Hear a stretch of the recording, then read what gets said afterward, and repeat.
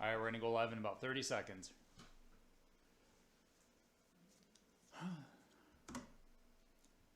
I have you muted so I cannot hear you right now because we're streaming. Why don't you start recording so you don't forget that? Thank you.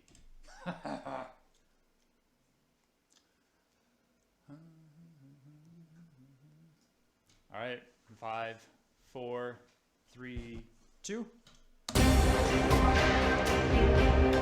Welcome to Worldview Matters, discussing controversial issues, discerning current events, defending biblical Christianity.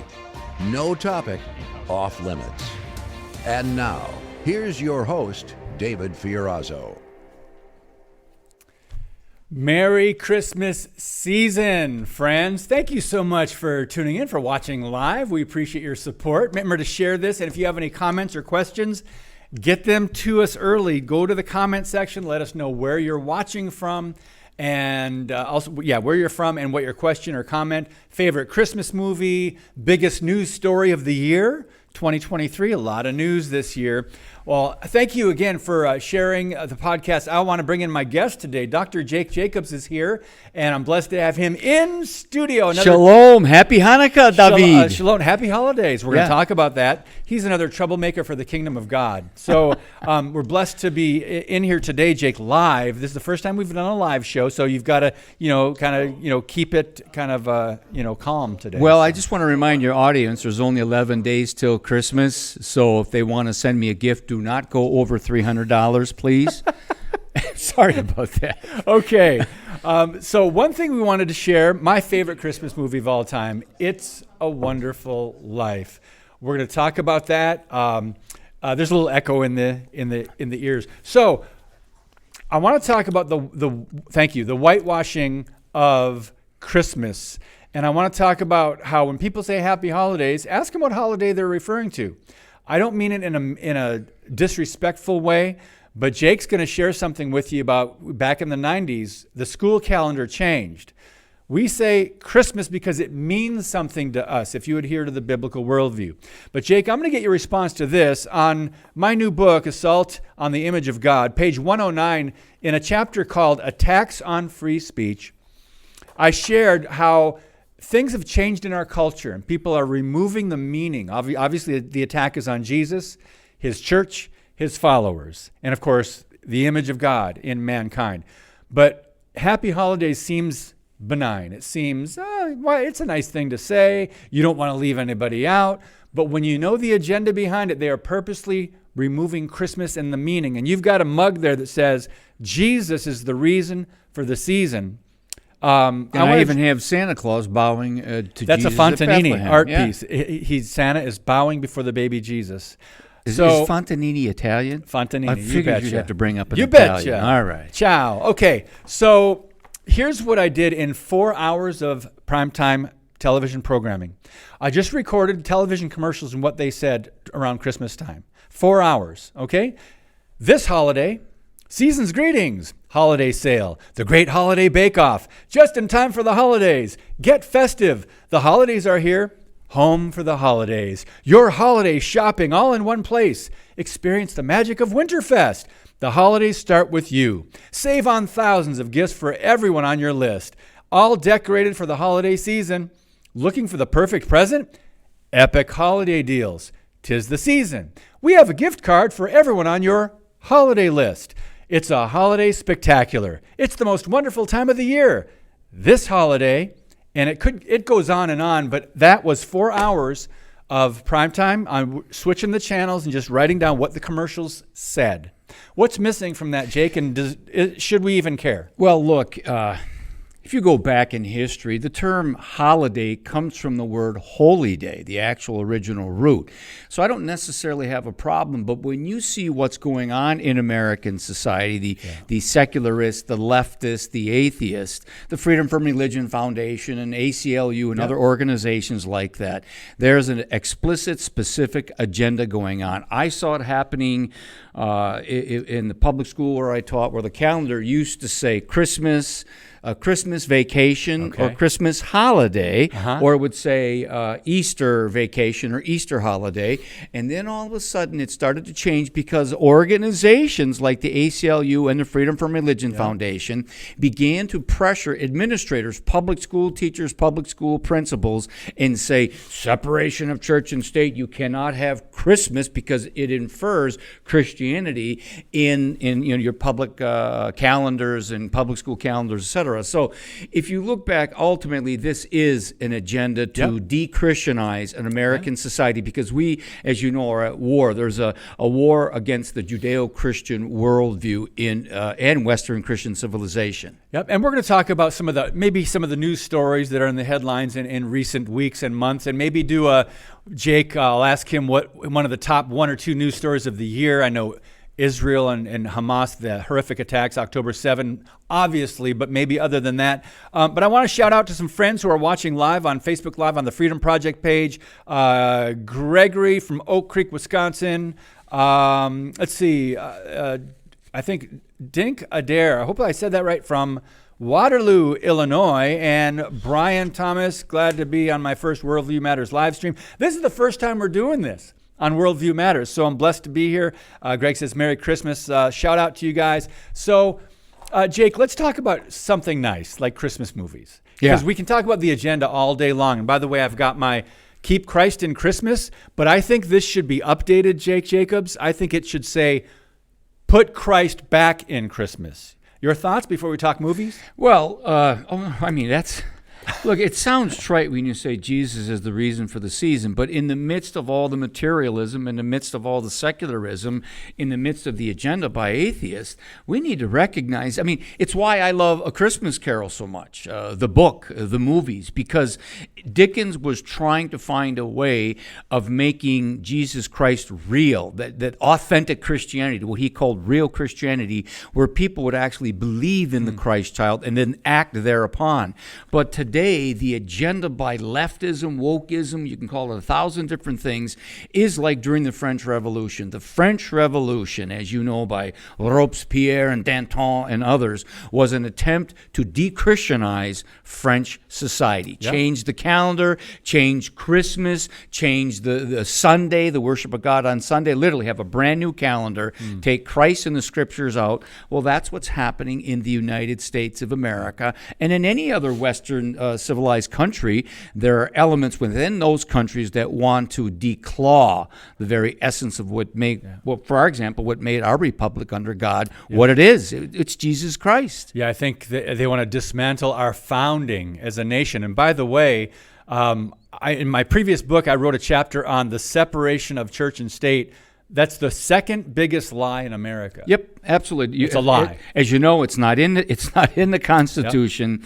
It was a letter written by Thomas Jefferson to, in essence, say, look, we're not going to dictate what the churches have to do, but the churches aren't going to dictate what we have to do. And in essence, Thomas Jefferson, when he was governor, felt that things should be done at the state level. And presidents vary. There were Federalist presidents who had proclamations thanking God Almighty for our country, our Constitution, our nation, etc. You can look them up in the largest library in the world, the Library of Congress. That's a historical fact. But once again, the wokocrats, the leftists, the atheists, the Freedom from Religion Foundation, ACLU, they do not want Americans, our young people, to know historical facts and reality. Or how we were founded. Founded, so yes. let's go to something you said in the 90s.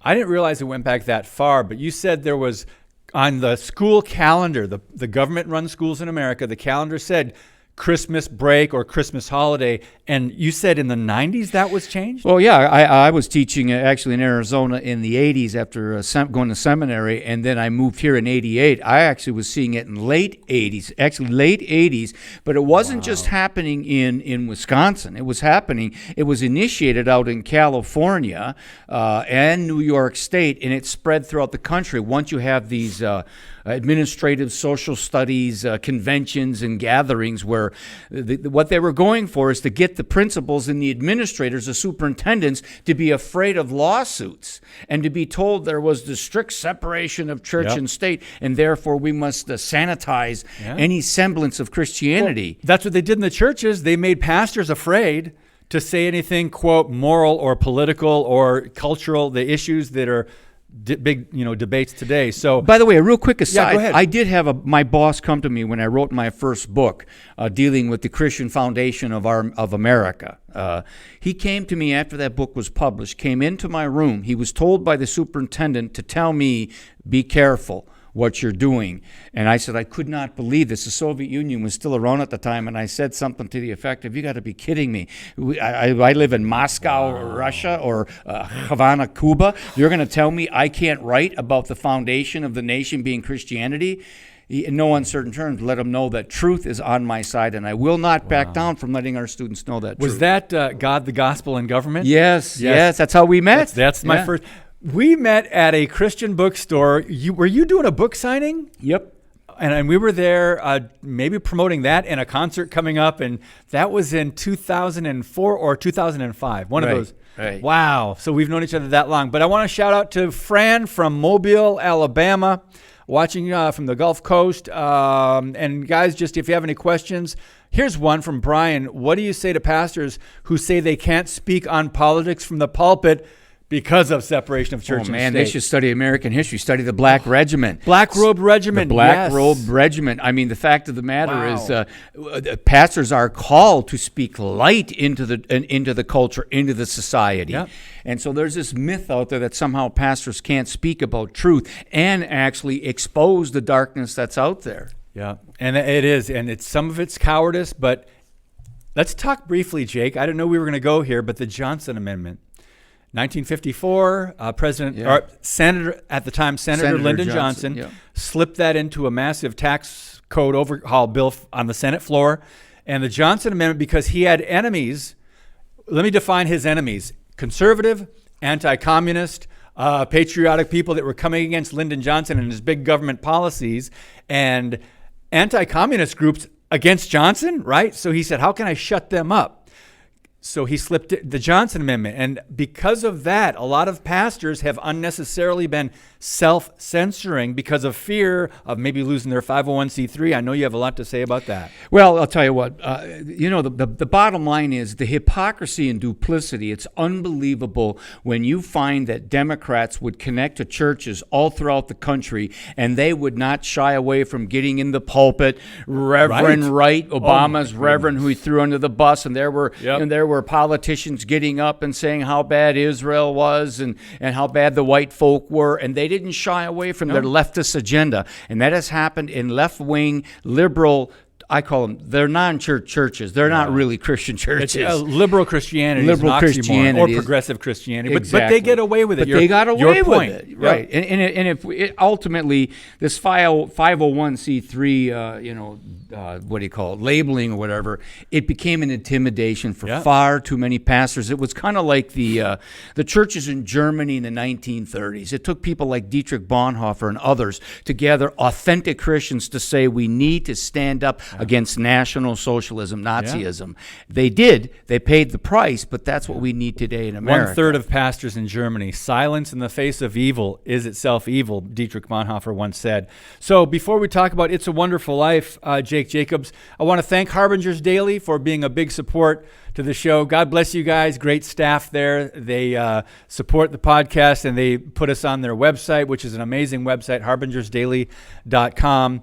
Also want to mention our fundraiser going on really quick. If you want to donate before the end of the year, we're doing a Christmas campaign. You can get this nifty mug. Worldview Matters on one side, there it is, and my tagline on the other side: keep speaking the truth about things that matter. Anyone that gives $25 a month or a one-time gift of $200 or more. I know you don't give to get, but because it's Christmas, gift means free, but we'll send you this mug as just our way of saying thank you for supporting the podcast. So if you have any questions, keep on putting them up there on Facebook Live. We want to say hi to Luz from Moni, Illinois. And okay, Jake, so the best Christmas movie in the world, It's a Wonderful Life. There's no debate. I'm not allowing any debate. I'm shutting the other side down. I'm pulling a Democrat, tactic here. You're not going to even debate on this. It's a Wonderful Life is. No, you said something very interesting. By the way, it's just a phenomenal movie. We watch it every year. Yep, same here. it's just an amazing movie. But you said something that they were giving out Bibles to the people in World War II, the men that were signed up to. Can you tell that story? I think what's absolutely amazing about Jimmy Stewart, the main guy in It's a Wonderful Life, also did Mr. Smith Goes to Washington. Imagine that, dealing with corruption in Washington, D.C. Yeah. This was done in 1939. Yeah. John Kennedy's father, Joseph Kennedy, tried to shut this movie down. But the point is, with Jimmy Stewart, the guy was a captain and then eventually a colonel on B-24s. In fact, it was December 13th, 1943, when he did his first mission over Nazi Germany. Yeah. The guy was a real World War II hero, and also... That was after he was a big star in the movie It's a Wonderful Life. He was one of the most humble Christian human beings you'd ever want to know. He was a true, authentic American hero. But I have here my dad's World War II. This would be a World War II Bible that was issued by the federal government. Don't tell the ACLU and the Freedom from Religion Foundation, but here it is, and it actually has a quote from Franklin Delano Roosevelt, March 6th of 1941, to read the scriptures. And it's a New Testament with some psalms and prayers in here that was given. They gave them for Catholics and Protestants. The government even issued a hymnal for Protestants and Catholics during World War II. And now wokeism has poisoned the U.S. military. We've come a long way. But the point is, Jimmy Stewart, that was a part of his Christian culture. He would have the Psalm 91 in his jacket, his flight jacket, when he did missions over Nazi Germany. We're talking about the Jimmy Stewart that starred in It's a Wonderful Life, who went to war. And I'll tell you, if they tried to give Bibles or hymnals to anyone in the military today, they would be sued, whoever they is. I mean, the government actually endorsed that. Issued that. Back, what decade was that? This is 1942. 1942. Yep. So that's not quite, maybe 75 years, between 75 and 100 years ago, how we've changed, Jake, as a country, where there's a low tolerance for Christianity, having complete ignorance about the pilgrims and the separatists who came to the country and how this country was founded. We could do a whole show on that. But are there any stories other than what we've already talked about? By the way, guys, if you're listening, watching, Jake and I did a few shows on Israel. We talked about Hamas. We talked about Palestine. We talked about all this and the attacks on the college campuses, the woke leftist college campuses, and the hate-filled rhetoric toward not only Christians but Jews now that's coming up. We've talked about that, so go look up those shows a couple months ago on worldviewmatters.tv. I wanted to ask you about this article from Chris Rufo. He asked the question, and he says, conservatives must learn the lessons of 2020. Remember the Black Lives Matter Global Network Foundation and the riots? He said, will it be riot season again in 2024?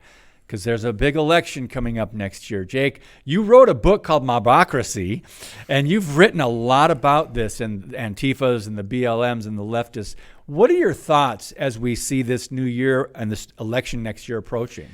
You know, when Dickens says it was the best of times and it was the worst of times in A Tale of Two Cities, this is the times we live in. It's a wonderful time of incredible faith by millions and millions of Christians in America and around the world. There's no doubt about it. And we always had the ultimate hope in the King of Israel, Jesus Christ. So we must always keep that in mind. But while that is being said, there's always nefarious leaders, elements, individuals out there that are attempting to destroy Christianity, which they'll never do, but ultimately to destroy Christ, to destroy any semblance of the Judeo-Christian worldview. And so therefore, when I wrote the book Mob Rule, Unmasking the Radical Leftists at Our Doorsteps in 2020, I was exposing the satanic, demonic nature of Antifa, going back to communists in Germany in the 1930s, or Black Lives Matter Marxists, who were very, very anti-white, anti-Jewish, anti-Judeo-Christian, which people didn't want to admit. And so the point is, you saw when Hamas did its evil thing on October 7th, you saw in American college campuses across this country, administrators across the country, Harvard, MIT, University of Pennsylvania, universities in London, in Brussels, and in Australia, all across, where literally millions of college kiddies The Zoomers were crying from the river to the sea, which is really a euphemism for the eradication, extermination of Israel, which ultimate goal is to destroy the King of the Jews, Jesus Christ. And I'm telling you, Rufo is spot on, because it just takes a little match to spark that flame of revolution throughout the world. Yes, by the way, I wrote a little bit about that. If you want to check out Harbinger's Daily, my article is called Hate and Hostility. Saturday people are the first targets. The Sunday people are next. What does that mean? Saturday, the Jews worship on Saturday. The Sabbath, Christians worship on Sunday. They're not just hating the Jews and going after the Jews. They hate Christians. And by the way, we can tie in the Christmas story to these attacks, because what happened, I think it's Matthew 2:16, when Herod went after all the babies 2 years old and under and slaughtered the babies, trying to prevent the Messiah. He was the Hamas of that day. Yes. Yep. So we don't know the numbers on that, but it was a vast area. Herod, the king, carried out this order, and they killed all the infants. By the way, I think it's interesting that he went to Egypt, but the text in Matthew chapter 1, it says that he came, he left the land of Israel, Eretz Yisrael, and then the angel spoke to Joseph and said, go back to the land of Israel, Eretz Yisrael, the land of Israel, not called Palestine in the early BC, late BC or early AD time frame in world history. So that's interesting you say that, because here we have Jesus being a Jew, born at that time, 2,000 plus years ago, and people say, well, the Jews never were in that land until 1948. Can Jake please talk some sense into those who have bought the progressive talking points and unbiblical talking points? And once again, it goes to show the ignorance in our schools when it comes to the Judeo-Christian worldview, when it comes to Christian history, Jewish history. It's not being taught. All this wokeism type of philosophy is being taught in black studies and Latino studies. There's nothing wrong per se with studies, but it's always at the expense of Christian civilization, of the great thinkers and movers and shakers within Western Christian civilization. Whether it be Moses or Paul or Peter or Jesus or Aquinas or Augustine, they're not taught anymore. Shakespeare's not taught. Dickens isn't taught. What's taught is a lot of crazy rubbish that now has poisoned the minds of our youth, and we need to recapture historical, biblical truth into their hearts. Oh, my goodness. We've come a long way, Jake, and I don't think we'll ever get back to that point, because we talk about ignorance in the church. What about replacement theology, where the church, and there's a belief out there that the church, the modern church, has replaced Israel. And I'm going, give me the book chapter. How do they reach that conclusion? They don't understand what the scriptures teach. They have a kernel of truth in this happens a lot with imbalanced theology. They have a kernel of truth in that they'll say, look, we're spiritual Israel. Yeah, I agree with that, but then they neglect the physical aspect of the covenant. It is terra firma. It is Eretz Yisrael, the land of Israel, going back to Genesis 12, unfolding the Abrahamic covenant, all the way through the major and minor prophets, all the way through the Jewish apostles to the Jewish Mashiach, Messiah, Jesus, all the way through the book of Revelations. In the last chapter, he's called, what is he called? From the root of David. David, the king of Israel. The root and descendant of David. And that is so fascinating to me in the end of Revelation, because he is not only the source, but he is also the fruit. So he's the root and the descendant. This is amazing. That's God. He has to be God. If he is the source, the root, and he is also the descendant, because the word became flesh and dwelt among us. The fruit, go ahead. No, I got goosebumps as you're saying this, because this manifestation, this has a physical and spiritual manifestation of the covenant. This comes from the very heart of Yahweh, our Father in heaven. It comes from heavenly Jerusalem, Zion.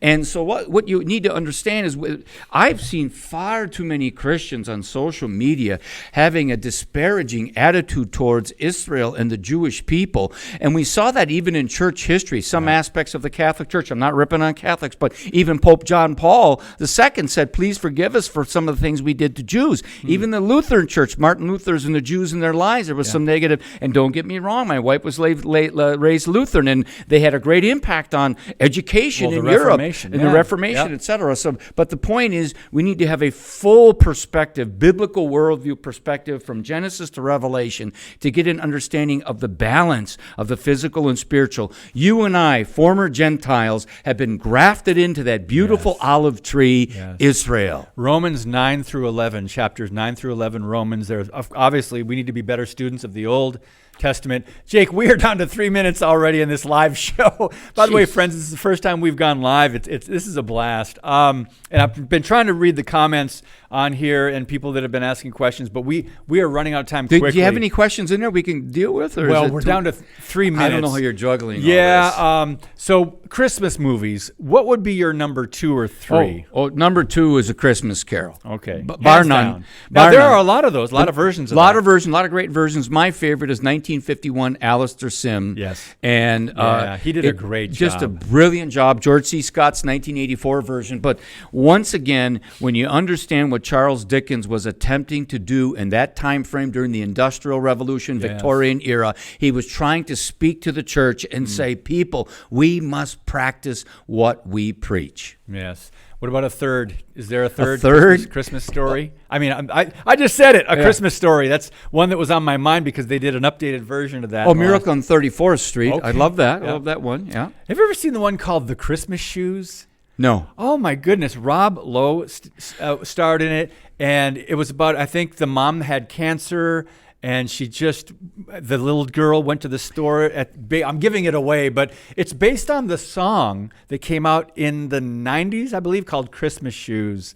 And there's some heart-wrenching but very meaningful Christmas movies out there. Guys, we would love your input, and we're down to 2 minutes. So, Jake, any closing thoughts to encourage our viewers, the Worldview Matters audience, on how to remember the reason for the season in such a time of commercialism and confusion and everything? Two things pop into my head real quick. This is Hanukkah. It is the feast of dedication in the book of John, chapter 10, verses 22, 23. Jesus would have celebrated Hanukkah. It is the feast of light. Frank Capra, the director of It's a Wonderful Life, when he was an Italian, Sicilian, he came to America in 1903. They came into New York Harbor, and his father, Salvatore, was all excited. And when he saw the Statue of Liberty, said, "Young man, do not forget, that is the greatest light since the light over Bethlehem." And so I leave you with the idea that America, our republic, is the greatest light, except for the light that shined on Bethlehem 2,000 years ago. The light of Christ. Yeah, the star. And by the way, we are the light of the world. And that's what we haven't done a great job as a church over the last, century. But we've got a lot of work to do. It just takes a little bit of light, though, because we are living in very dark times. And so, Jake, we're done. Wow. I knew it was going to go by fast, but not this when you're having fast. fun? No, serious? I think our producer's in my ear. I think they're joking. I think we've only been talking for 5 minutes. Where did it go?